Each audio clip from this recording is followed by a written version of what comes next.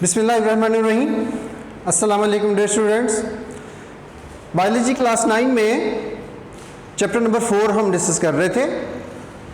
Last time lecture number 17 जो था वो हमारा था surface area to volume ratio के बारे में।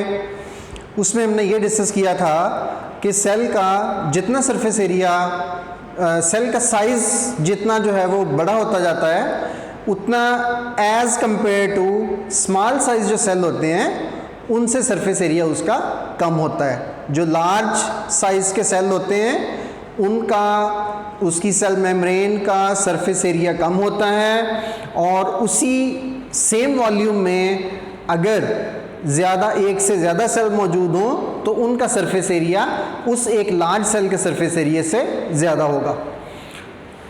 आज लेक्चर नंबर 18 हम इसका स्टार्ट करने जा रहे हैं। इसमें हम डिस्कस करेंगे passage of molecules into and out of cell. Passage of molecule, pass होना मॉलिक्यूल्स का फ्रॉम इनसाइड टू आउटसाइड और outside to inside of cell. Cell membrane के बारे में जिस वक्त हमने उसकी डिटेल थोड़ी सी डिस्कस की थी, उसके फंक्शंस में हमने एक टॉपिक, एक हिंट हमने डिस्कस किया था जिसे हमने कहा था कि cell membrane act as semi permeable membrane और सिलेक्टिवली परमिएबल मेम्ब्रेन। उसका क्या मतलब था, हमने उस वक्त थोड़ी सी ये बात डिस्कस की थी कि सेल मेम्ब्रेन सेल के अंदर एंटर होने वाले और सेल से बाहर जाने वाले जितने मॉलिक्यूल्स होते हैं उनको कंट्रोल करके रखती है। उनके लिए उनकी सिलेक्शन करती है, पहले सिलेक्शन करके जिस मॉलिक्यूल को वो अंदर एंटर होने की इजाज़त देना चाहती है उसको वो अलाउ करेगी। जिस मॉलिक्यूल को सेल मेम्ब्रेन सेल के अंदर एंटर होने देगी वो सेल के अंदर एंटर हो सकेगा, और जो जिस मॉलिक्यूल को वो अलाउ नहीं करेगी वो मॉलिक्यूल सेल के अंदर एंटर नहीं हो सकेगा। अब यही थोड़ा सा हम इसको डिटेल के साथ डिस्कस करते हैं। कितने प्रोसेस हैं जो पैसेज ऑफ मॉलिक्यूल्स के लिए यूज़ होते हैं। टोटल 7 जो हैं प्रोसेस इसमें यूज़ होते हैं सेल के अंदर जो मूवमेंट ऑफ मॉलिक्यूल्स होती है उसके लिए, फ्रॉम आउटसाइड टू इनसाइड और इनसाइड टू आउटसाइड। जैसे मैंने दोनों बात की है, बाहर से किसी मॉलिक्यूल ने सेल के अंदर एंटर होना है या अंदर से बाहर जाना है, या फिर within the cell, cell के अंदर रहते हुए भी मूवमेंट ऑफ मॉलिक्यूल्स जो है वो होनी होती है। जितने उसके मेटाबॉलिक प्रोसेसेस हैं, मेटाबॉलिज्म के लिए उसके जितने केमिकल रिएक्शंस होंगे उसमें जो जो केमिकल्स यूज़ होंगे उन्होंने जिस जगह पर यूज़ होना है। कोई जो केमिकल रिएक्शन है वो किसी सेल के ऑर्गेनेली में हो रहा है, कोई जो है वो किसी दूसरे ऑर्गेनेली में हो रहा है, तो इस वजह से जहाँ पर मॉलिक्यूल्स की ज़रूरत होगी वहाँ पर वो किसी ना किसी फॉर्म में, किसी ना किसी प्रोसेस के थ्रू वो मॉलिक्यूल वहाँ पर पहुँचेगा। ये हम आज के टॉपिक में डिस्कस करेंगे। आज के टॉपिक में सिर्फ इसमें से हम एक प्रोसेस डिस्कस करेंगे जिसे हम कहते हैं डिफ्यूजन। आइए अब इस टॉपिक को स्टार्ट करते हैं। हमने क्या पढ़ा था, cell membrane act as barrier, रुकावट, मज़ाहमत पेश आती है हर उस मॉलिक्यूल को जो बाहर से सेल के अंदर एंटर होने लगता है। सेल मेम्ब्रेन उसके लिए एक बैरियर लगा हुआ है, एक वहाँ पर रुकावट लगी हुई है जो सबसे पहले उसको चेक करेगी उस मॉलिक्यूल को कि इस सेल को, इस मॉलिक्यूल को सेल के अंदर एंटर होने देना है या नहीं होने देना। To most molecules, cell membrane act as a barrier to most molecules. ज्यादातर मॉलिक्यूल्स के लिए वो रुकावट पेश आएगी, इसमें वो रुकावट पेश करेगी, उन सबको रोक देगी एंटर होने से सेल में, बट नॉट ऑल। ये पॉइंट भी ये ज़हन में रखने वाला है, it act as a barrier to most molecules but not all. But not all का मतलब क्या हुआ, तमाम के तमाम मॉलिक्यूल्स को वहां पर बाहर नहीं रोकेगी। अगर वो सबको रोक दे तो फिर तो वो नॉन परमिएबल हो गई, फिर तो वो किसी मॉलिक्यूल को अंदर आने की इजाजत नहीं दे रही। जब हम कहते हैं बट नॉट ऑल मॉलिक्यूल्स, तमाम मॉलिक्यूल्स के लिए बैरियर नहीं है। जिन मॉलिक्यूल्स की रिक्वायरमेंट सेल के अंदर है उन सबको अंदर आने देगी, उनको वहां एंटर होने से नहीं रोकेगी। अब यही पॉइंट हमने वहां पे पढ़ा था। इसका क्या मतलब हुआ? जब सारे मॉलिक्यूल्स को नहीं रोकेगी तो that will cell membrane that will act as semi permeable और सिलेक्टिवली परमिएबल। वहां पर हमने सिलेक्टिवली परमिएबल का वर्ड भी यूज किया था। सिलेक्टिवली परमिएबल, परमिएबल है परमिशन से।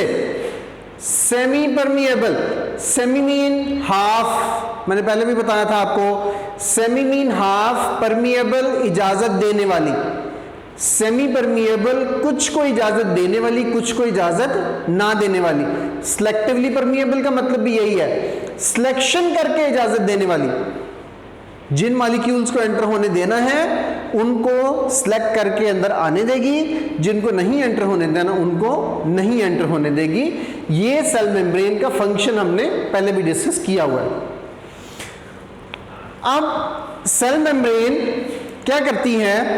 एक cell membrane maintain equilibrium, equilibrium तवाज़ुन बरकरार रखती है, तवाज़ुन बरकरार रखती है, यानी उन मॉलिक्यूल्स का जिन मॉलिक्यूल्स की उसको ज़रूरत है उनको एक लेवल तक मेंटेन करके रखेगी सेल के अंदर और सेल से बाहर।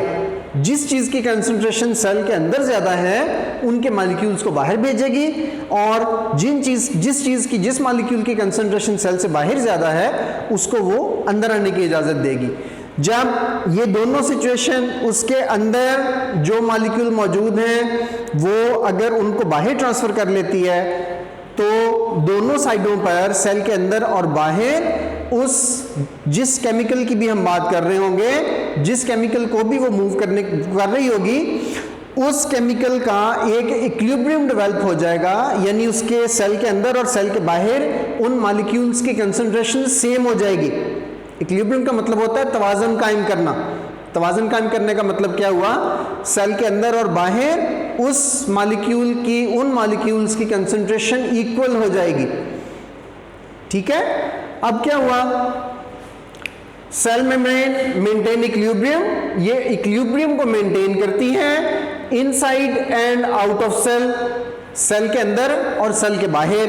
कैसे? बाई एक्सचेंजिंग मैटेरियल्स को, मैटर्स को एक्सचेंज करके। एक्सचेंजिंग में जैसे अभी मैंने कितनी दफा बात की है, फ्रॉम आउटसाइड टू इनसाइड और इनसाइड टू आउटसाइड दोनों शामिल हैं। जिस चीज की कंसंट्रेशन सेल के अंदर ज्यादा है उसको सेल मेम्ब्रेन बाहर ट्रांसफर होने में हेल्प करेगी, और जिस चीज की कंसंट्रेशन सेल के बाहर ज्यादा है उसको अंदर आने में हेल्प आउट करेगी। वो यानी उनको अलाउ करेगी कि वो मटेरियल उस तरीके से मूव करके दोनों साइडों की कंसंट्रेशन को इक्वल कर लें। अब within cells, matter with cells, cells में एन एनवायरमेंट विद सेल के अंदर एन एनवायरमेंट, और उसके एनवायरमेंट में, एनवायरमेंट उसकी सराउंडिंग जितनी भी होगी वो सारी उसके एनवायरमेंट में काउंट होंगी। जितना भी एरिया सेल से बाहर होगा वो सारा उसके एनवायरमेंट में काउंट होगा अकॉर्डिंग टू द नीड। अब ये भी बात है, जिस चीज की सेल को जरूरत होगी उसको सेल मेम्ब्रेन अंदर एंटर होने देगी, जिस चीज की सेल को जरूरत नहीं है उस चीज की कंसंट्रेशन चाहे बाहर मौजूद भी होगी उसको अंदर आने की इजाजत नहीं दी जाएगी। इसका क्या मतलब हुआ? According to their need. Cell और एनवायरनमेंट के अंदर जरूरी नहीं है जो भी चीज वहां पे मौजूद होगी उसको सेल के अंदर एंटर होने देना है। जिस चीज की सेल को जरूरत है उसको एंटर होने देगी, जिस चीज की जरूरत नहीं है उस चीज को अलाउ नहीं करेगी कि वो मूव होकर सेल के अंदर एंटर हो। अब ये टोटल पैसेज ऑफ मॉलिक्यूल जो है वो कितने मेथड हैं, कितने प्रोसेस हैं जिनके थ्रू ये जो मटेरियल्स हैं ये मूव करते हैं। सबसे पहला प्रोसेस इसमें है, उसे हम कहते हैं डिफ्यूजन। डिफ्यूज होके, डिफ्यूजन का मतलब होता है, यह भी हम वैसे डिटेल के साथ यहाँ पे पढ़ेंगे। डिफ्यूजन को सिंपली अगर हम डिफाइन करें तो क्या होता है, the movement of molecules from higher concentration to lower concentration is called diffusion. Simply अभी मैंने कितनी दफा ये बात की है कि सेल मेम्ब्रेन के दोनों साइडों पर, सेल के अंदर और सेल के बाहर, फॉर एग्जांपल ग्लूकोज की कंसंट्रेशन सेल के बाहर ज़्यादा है, उसके पास अंदर जितना ग्लूकोज आया उसने कंज्यूम कर लिया, उससे एनर्जी प्रोड्यूस कर ली। अब सेल के बाहर जो है वो ग्लूकोज की कंसंट्रेशन ज़्यादा है, तो ग्लूकोज को मूव करके वो सेल के अंदर आने की इजाज़त देगी। बाहर कंसंट्रेशन ज़्यादा है, सेल के अंदर कंसंट्रेशन कम है, तो ये प्रोसेस क्या होगा, डिफ्यूजन का प्रोसेस होगा, जिसके थ्रू वो ग्लूकोज सेल के अंदर एंटर हो जाएगा। ये प्रोसेस आगे हम डिस्कस करेंगे। उसके बाद सेकंड प्रोसेस है, उसे हम कहते हैं फैसिलिटेटेड डिफ्यूजन। फैसिलिटेट करना होता है किसी को हेल्प आउट करना, मदद करना, किसी की मददगार तरीके से जो डिफ्यूजन होती है वो कहलाती है फैसिलिटेटेड डिफ्यूजन।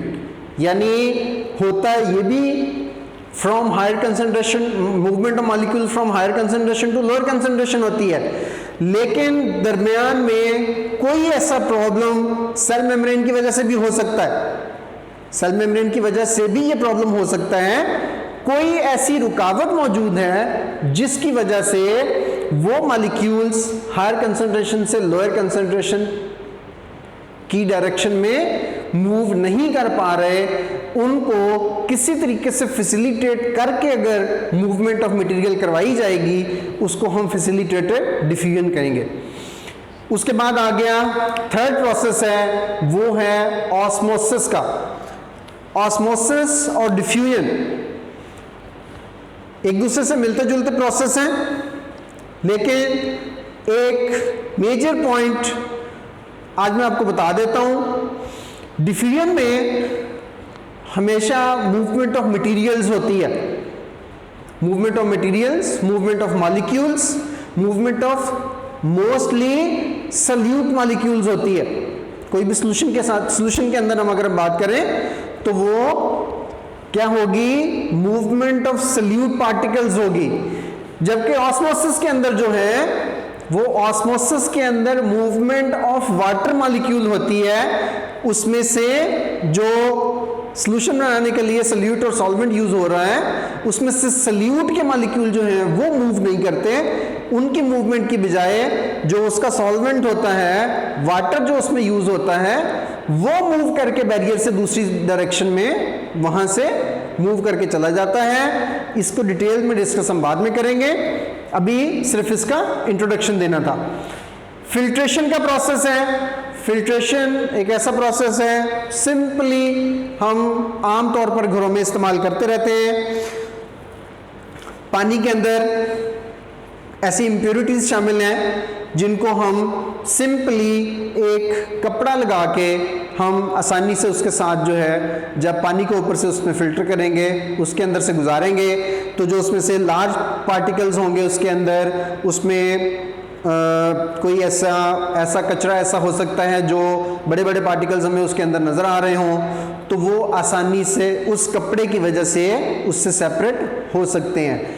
फिल्टर्स, घर के अंदर जो फिल्टर्स इस्तेमाल किए जाते हैं उनमें ऐसी मेम्ब्रेन्स इस्तेमाल की जाती हैं जिनके अंदर जो उसका पोर होता है उसका साइज इतना स्मॉल होता है कि उसके अंदर से वाटर मॉलिक्यूल आसानी से मूव करके आगे चले जाते हैं, लेकिन उसके अंदर पानी के अंदर मौजूद डस्ट पार्टिकल्स, साल्ट्स और दूसरी इम्प्योरिटीज़ जो हैं वो जो फिल्टर उसमें इस्तेमाल किए जाते हैं वो पीछे रोक लेते हैं और साफ पानी उसमें से फिल्टर होके आगे आ जाता है।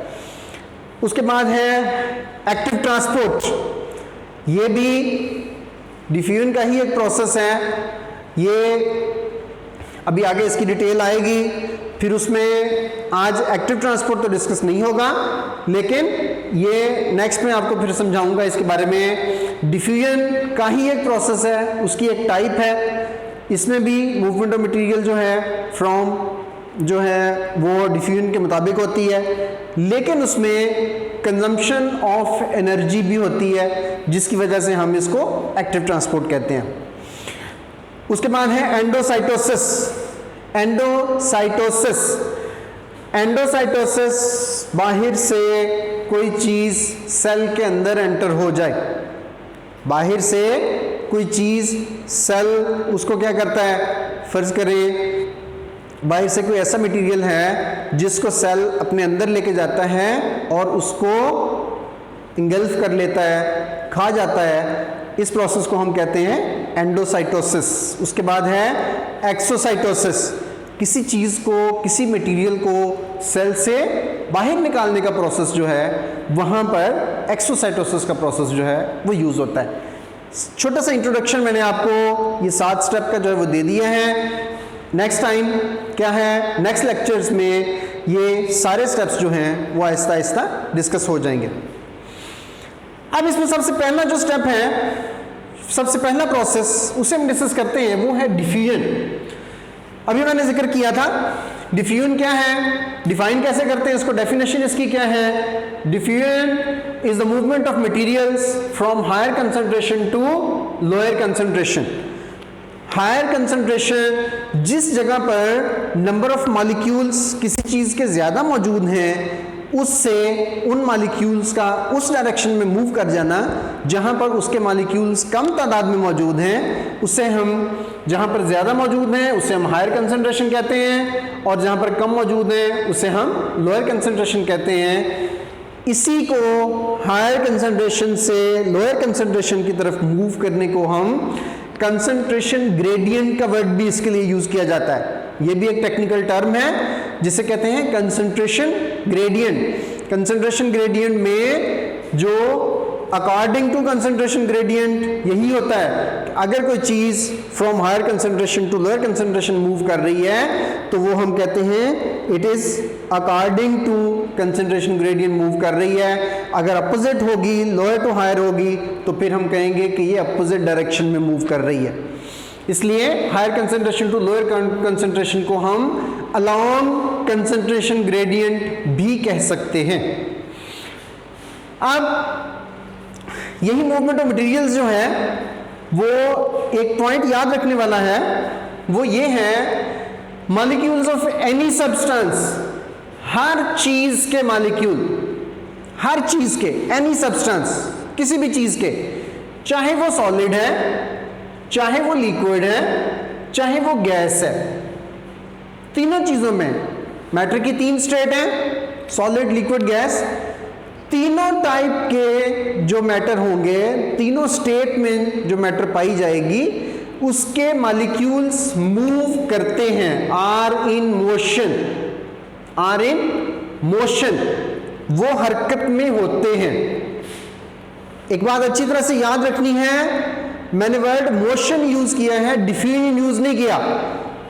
सॉलिड के पार्टिकल में डिफ्यूजन नहीं होती। सॉलिड का पार्टिकल डिफ्यूज होके एक जगह से दूसरी जगह नहीं जा सकता। हायर कंसंट्रेशन इसकी जहां एक जगह पे मौजूद है, जब तक ये सॉलिड की, इसकी लिक्विड की फॉर्म में कन्वर्ट ना हो, जब तक ये गैस की फॉर्म में कन्वर्ट ना हो, तब तक ये मूव करके डिफ्यूज नहीं हो सकता। हम बात कर रहे हैं सिर्फ मोशन की।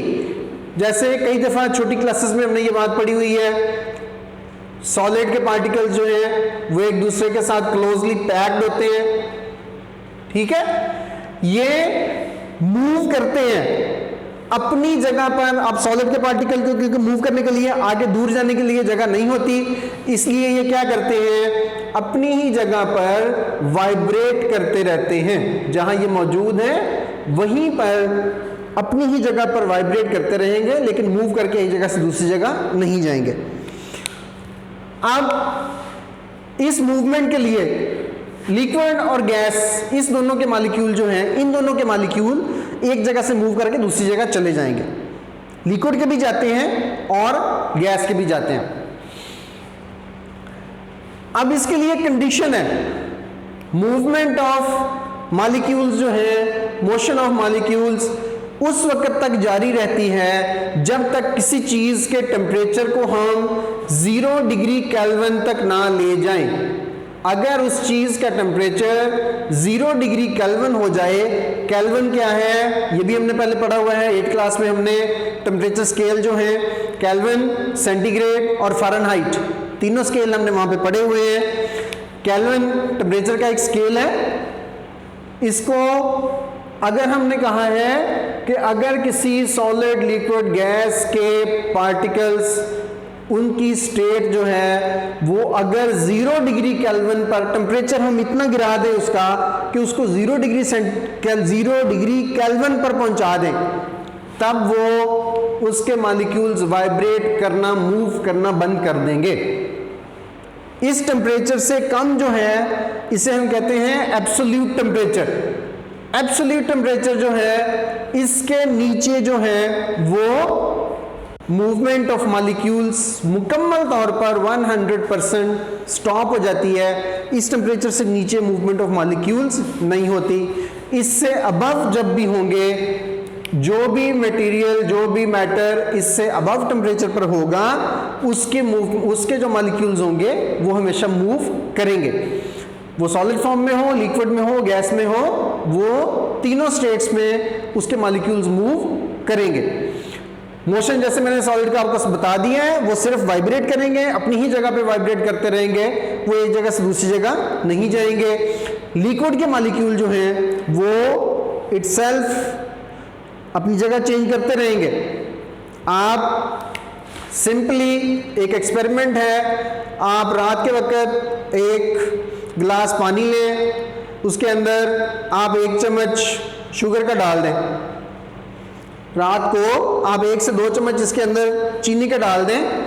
आप सुबह उठ के उसको देखें, विदाउट एनी मूविंग, ग्लास को मूव किए बगैर, उसके अंदर पानी को मूव किए बगैर आप सुबह उठ के देखें तो उसके अंदर जितनी चीनी आपने डाली थी वो सारी उसके अंदर मिक्स हो चुकी होगी। क्यों? जितने इसके लिक्विड के पार्टिकल हैं वो जब मूव कर रहे होंगे, वो जब इसके पास आएंगे शुगर के साथ, शुगर के मॉलिक्यूल्स को भी डिसॉल्व करके वो अपने अंदर वो मिक्स कर लेंगे। लिक्विड के पार्टिकल्स भी जो है वो मूव करते रहते हैं। गैस के पार्टिकल तो मूव करते ही हैं। सिंपल सी एग्जांपल है, हमारे पास फ्रेग्रेंसेस जितनी यूज़ करते हैं, परफ्यूम्स लगाते हैं, वो अगर हम पूरा रूम है, हम इसकी किसी एक कॉर्नर में अगर उसको स्प्रे करेंगे तो वो थोड़ी देर के अंदर पूरे कमरे के अंदर उसकी स्मेल जो है वो हमें महसूस होना शुरू हो जाएगी। वहाँ पर उसकी कंसंट्रेशन, जहाँ पर हमने उसको स्प्रे किया है वहाँ पर उसके मॉलिक्यूल की कंसंट्रेशन ज़्यादा होगी, वहाँ से जो कमरे के दूसरे पार्ट्स हैं वहाँ पर उसकी कंसंट्रेशन कम होगी। वो मूव करके सारे कमरे के अंदर वो डिस्ट्रीब्यूट हो जाएंगे, पार्टिकल उसके मूव कर जाएंगे। गैस के पार्टिकल जो हैं वो आसानी से मूव करते रहते हैं।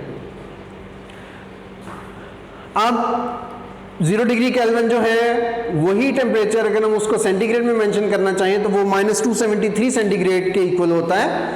ये दोनों इक्वल टेम्परेचर हैं सिर्फ, यानी कि अगर किसी चीज़ को हम -273 सेंटीग्रेड पर फ्रीज कर देंगे तो तब उसके मॉलिक्यूल्स मूव करना बंद कर देंगे, उनमें डिफ्यूजन का प्रोसेस भी पॉसिबल नहीं होगा, ये प्रोसेस स्टॉप हो जाएगा। अब आगे चलते हैं। डिफ्यूजन में हमने अभी कहा कि मूवमेंट ऑफ मटेरियल कैसे होती है। Movement of materials from higher concentration to lower concentration होती है। जहां पर कंसंट्रेशन मॉलिक्यूल्स की ज़्यादा है वहाँ से कम कंसंट्रेशन की तरफ जो है वो मॉलिक्यूल्स मूव करके जा रहे होंगे। लेकिन एक सिंपल सी बात है, अगर इस कॉर्नर में हमने अभी कहा है कि हमने कोई परफ्यूम का स्प्रे कर दिया तो इससे मूवमेंट ऑफ मॉलिक्यूल क्या होगी, इस कॉर्नर से इसके मॉलिक्यूल डिस्ट्रीब्यूट होना शुरू हो जाएंगे फ्रॉम हायर कंसंट्रेशन। इस एरिया में इसकी कंसंट्रेशन कम है। लेकिन एक और पॉइंट है वो ये कि यहां पर ये मॉलिक्यूल यहां से मूव किया, यहां पर पहुंच गया, अब ये यहां पर इसकी मूवमेंट स्टॉप नहीं हो जाएगी। ये मूव करते करते दोबारा हो सकता है दोबारा मूव करते हुए वहीं पर पहुंच जाए जहां पर कंसंट्रेशन ज्यादा थी। क्या होगा, यहां से अगर 50 मॉलिक्यूल जो हैं वो मूव करके इधर जा रहे हैं, from higher concentration to lower concentration जा रहे हैं, तो 10 उसमें से मूव करके फ्रॉम लोअर टू हायर वापस भी आ रहे होंगे। इसे हम क्या कहते हैं? Majority of molecules move from higher concentration to lower concentration. Majority उसकी, ज्यादातर मॉलिक्यूल्स हायर कंसंट्रेशन से लोअर की तरफ आ रहे हैं, लेकिन but some molecules also move from lower concentration from lower to higher concentration। कुछ मॉलिक्यूल उसमें से लोअर से हायर की तरफ भी मूव करके जा रहे होंगे। ठीक है, अब ये मूवमेंट कब तक रहेगी? until an equilibrium state is established। जब तक इन दोनों में, इस पूरे रूम में इक्वल डिस्ट्रीब्यूशन नहीं हो जाएगी, इस जो भी हमने यहां पे स्प्रे किया है, जब तक इस पूरे रूम के अंदर उसके इक्वल मॉलिक्यूल्स जो है वो डिस्ट्रीब्यूट नहीं हो जाएंगे, उस वक्त तक ये movement from higher concentration to लोअर और लोअर टू हायर जो है वो जारी रहेगी। जब उसके मॉलिक्यूल्स पूरे रूम में इक्वली डिस्ट्रीब्यूट हो जाएंगे, तब ये movement from higher to lower वाला ये केस खत्म हो जाएगा। उसके बाद इक्वल स्टेट आ जाएगी, वो फिर हायर वाला, यानी कि कोई एरिया ऐसा होगा ही नहीं जहां पर कंसंट्रेशन हायर और कहां पर लोअर है, पूरे कमरे की कंसंट्रेशन जो है वो इक्वल हो जाएगी। इसे हम कहेंगे इक्विलिब्रियम स्टेट जो है वो डेवलप हो गई है। अब मूवमेंट ऑफ मॉलिक्यूल जो है वो फ्रॉम हायर टू लोअर और लोअर टू हायर जो है वो सारी इक्वल हो गई है। इस वजह से ये प्रोसेस जो है उसके बाद खत्म हो जाएगा। अब हम डिफ्यूजन की कैलकुलेशन कैसे करते हैं? कैलकुलेशन हम इसकी, जैसे अभी मैंने आपको एग्जांपल दी कि 50 मॉलिक्यूल अगर इसके मूव करके हायर टू लोअर कंसंट्रेशन की तरफ आ रहे हैं और 10 उसमें से वापस आ रहे हैं, तो इसका जो नेट मूवमेंट बनेगी वो बनेगी 40 molecules from higher to lower concentration. और इसी 40 मॉलिक्यूल्स की मूवमेंट को हम डिफ्यूजन का नाम देते हैं। नेट कंसंट्रेशन उसकी, so net movement of molecule जो है वो is greater from higher to lower concentration. Net concentration जो है वो हमेशा higher concentration to lower concentration ज्यादा होगी। इस वजह से हम ये मूवमेंट ऑफ मॉलिक्यूल जो है वो हम इसको कंसीडर यही करते हैं कि डिफ्यूजन के अंदर हायर कंसंट्रेशन से लोअर कंसंट्रेशन के अंदर की तरफ मॉलिक्यूल मूव करता रहेगा। अब सेल के अंदर ये प्रोसेस कहां पे होता है? Diffusion occurs within cell, cell के अंदर भी होती है। सेल के अंदर अगर एक जगह पर किसी चीज की कंसंट्रेशन ज्यादा है तो वो मूव करके सेल के दूसरे पार्ट्स तक जो है वो पहुंचेगी, और ये सबसे बड़ा प्रोसेस है, प्रिंसिपल मूवमेंट का मेथड है, जिसके थ्रू मूवमेंट ऑफ मटेरियल्स जो है वो विद इन सेल और फ्रॉम आउट ऑफ सेल जो है वो होती है। Within cell and out of cell, cell के अंदर भी और सेल के बाहर भी। होती कहां से है? Through cell membrane. Cell membrane के थ्रू होगी मूवमेंट, जो भी होगी बाहर से मॉलिक्यूल अंदर आएंगे, अंदर से बाहर जाएंगे, तो वो लाजमी तौर पर सेल मेम्ब्रेन को ही क्रॉस करके वहां से एंटर होंगे और उसी को क्रॉस करके वहां से बाहर जाएंगे। कार्बन डाइऑक्साइड रेस्पिरेशन के दौरान प्रोड्यूस होती है। उसके अलावा जो प्लांट सेल्स हैं उनको फोटोसिंथेसिस के लिए रिक्वायर्ड होती है। दोनों सूरतों में इसकी movement from outside to inside भी होती है और इनसाइड टू आउटसाइड भी होती है। ये सारी डिफ्यूजन के प्रोसेस के थ्रू होती है। ऑक्सीजन रेस्पिरेशन के लिए अगर आएगी तो बाहर से अंदर आएगी, और अगर फोटोसिंथेसिस में डेवलप, अगर ये खुद प्रोड्यूस होती है, फोटोसिंथेसिस में जो प्रोड्यूस होगी वो फ्रॉम जो है वो inside to outside of cell जाएगी। इसके बाद ग्लूकोज है, ग्लूकोज एनिमल सेल में from outside to inside move करता रहेगा, और प्लांट सेल के अंदर फ्रॉम आउटसाइड टू इनसाइड भी मूव करेगा और फ्रॉम इनसाइड टू आउट भी होगा। फ्रॉम आउटसाइड टू इन भी आएगा उसकी अपनी रेस्पिरेशन के लिए। रात के टाइम जिस वक्त प्लांट फोटोसिंथेसिस नहीं कर रहा, उसको रेस्पिरेशन का प्रोसेस उस वक्त भी चल रहा है, इसलिए उसको उस वक्त भी ग्लूकोज की जरूरत होगी। बाहर से मॉलिक्यूल अंदर उस वक्त भी एंटर होते रहेंगे। ग्लूकोज उसको उस वक्त भी चाहिए होगा, लेकिन डे टाइम में जितना ग्लूकोज यहाँ पर प्रोड्यूस हो रहा होगा वो इसकी अपनी रेस्पिरेशन के लिए भी काफ़ी है और उसके अलावा उन पार्ट्स में भी ये सेंड करेगा जहाँ पर ग्लूकोज प्रोड्यूस नहीं हो रहा, इसलिए इसकी मूवमेंट भी टू वे होती है। गैस एक्सचेंज इन गिल्स, ऐसे एनिमल्स जिनके अंदर लंग्स नहीं होते उनमें गिल्स होते हैं, जैसे मछलियाँ हैं, फिश हैं, जैसे उनमें क्या है, गिल्स पाए जाते हैं। गिल्स के अंदर गैस की एक्सचेंज जो होती है वो रेस्पिरेशन उनकी इसी के थ्रू हो रही है, गिल्स के थ्रू हो रही है, ऑक्सीजन वहीं पे अब्जॉर्ब होती है, वहीं से कार्बन डाइऑक्साइड बॉडी से बाहर चली जाती है। लंग्स में जिन एनिमल्स के अंदर लंग मौजूद हैं वहाँ पर एक्सचेंज ऑफ गैसेस जो हैं वो इन्हीं लंग्स के थ्रू ही मुकम्मल होता है। एक और एग्जांपल इसकी हमारे सामने मेंशन है, movement of glucose molecule from small intestine lumen. Small intestine lumen, lumen intestine के अंदर जो खाली जगह होती है उसको ल्यूमन कहा जाता है। स्मॉल इंटेस्टाइन में ये इंटेस्टाइन इधर से आ रही है, ये जो अंदर इसके खाली जगह है इसे कहा जाता है इंटेस्टाइन का ल्यूमन। अब जो इसकी इनसाइड होती है यहां पर इस तरह से फिंगर नुमा प्रोजेक्शंस होती हैं, फिंगर लाइक प्रोजेक्शंस होती हैं जिन्हें हम क्या कहते हैं, विलाई, जिन्हें हम विलाई कहते हैं। अब ल्यूमन के अंदर जब डाइजेशन कंप्लीट हो जाएगी तो कार्बोहाइड्रेट ग्लूकोज में कन्वर्ट हो जाएंगे, ग्लूकोज में कन्वर्ट होके वो ग्लूकोज इन जो विलाई हैं इनके अंदर एब्जॉर्ब हो जाता है। विलाई ये हमने पहले पढ़ा था, इस तरह से ये स्मॉल इंटेस्टाइन का ये उसकी वॉल आ गई, इसमें से जो ये कैपिलरीज होती हैं इसके अंदर, विलाई के अंदर, इसके अंदर जितना ग्लूकोज प्रोड्यूस होगा ये ग्लूकोज इसमें से ल्यूमन में से इन विलाई के अंदर एब्जॉर्ब हो जाएगा। इसकी मूवमेंट भी थ्रू डिफ्यूजन होती है। बाहर इस इंटेस्टाइन के अंदर ग्लूकोज की कंसंट्रेशन ज़्यादा होती है, कैपिलरीज के अंदर पहले कम होती है, और कैपिलरीज यानी ल्यूमन इसके विलाई के अंदर जो कैपिलरीज मौजूद हैं तो ग्लूकोज जो है वो यहाँ से ल्यूमन से मूव करके इस विलाई की कैपिलरीज के अंदर जो है वो एब्जॉर्ब हो जाएगा।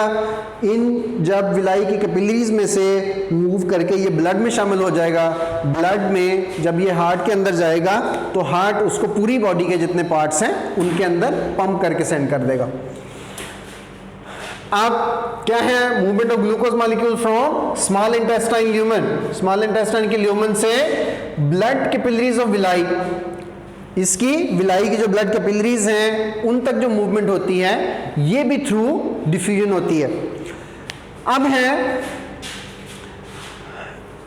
एक टाइप हम उसकी मेंशन करने लगे हैं, टाइप ऑफ डिफ्यूजन। हमने जितने प्रोसेस डिस्कस किया है, हायर कंसंट्रेशन से लोअर कंसंट्रेशन की तरफ मॉलिक्यूल्स मूव कर रहे होते हैं। इस मूवमेंट के दौरान जहां पर मॉलिक्यूल्स हायर कंसंट्रेशन से लोअर कंसंट्रेशन की तरफ मूव करते हैं, सेल को एनर्जी कंज्यूम नहीं करनी पड़ती।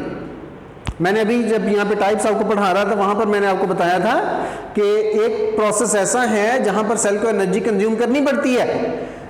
अब जो टाइप्स हैं इसकी बेसिकली दो टाइप हैं। एक होती है पैसिव ट्रांसपोर्ट।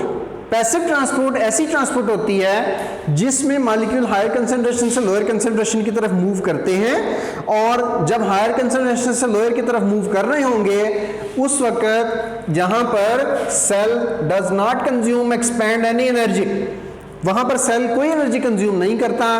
जब सेल कोई एनर्जी कंज्यूम नहीं करेगा, ऐसी टाइप ऑफ डिफ्यूजन को हम पैसिव ट्रांसपोर्ट कहते हैं, उसे कहते हैं पैसिव ट्रांसपोर्ट। और अगर फ्रॉम लोअर कंसंट्रेशन से हायर कंसंट्रेशन की तरफ अगर मॉलिक्यूल्स को मूव करना पड़ जाए, बहुत सिचुएशंस ऐसी आती हैं जहां पर सेल को ऐसी रिक्वायरमेंट बन जाती है सेल की, जहां पर सेल के अंदर उस चीज की कंसंट्रेशन पहले से ज्यादा होती है, लेकिन उसको फिर भी उसकी ज्यादा जरूरत होती है।